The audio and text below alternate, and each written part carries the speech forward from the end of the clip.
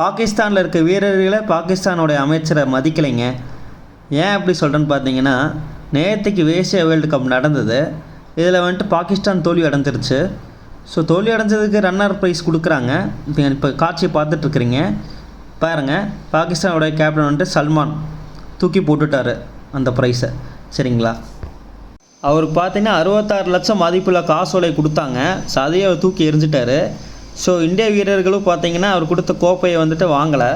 So ரெண்டு பேருமே இந்திய வீரர்களும் சரி பாகிஸ்தான் வீரர்களும் சரி ரெண்டு பேருமே பாகிஸ்தான் அமைச்சர் மதிக்கலைங்க. இதுதான் தெரிய வருது.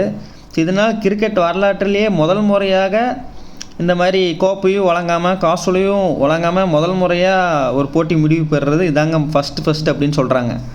சரிங்களா, உங்களுடைய சொந்த நாடு சொந்த கேப்டன் அமைச்சரையே மதிக்கலை, நீங்கள் எங்களை குறை சொல்ல தகுதே இல்லை அப்படின்னு சொல்லி இந்திய ரசிகர்கள் செருப்படி கொடுத்துருக்குறாங்க. சரிங்களா, வீடியோ பிடிச்சிருந்தால் லைக் பண்ணுங்கள், உங்களுடைய கருத்துக்களை கமெண்ட்டில் சொல்லுங்கள்.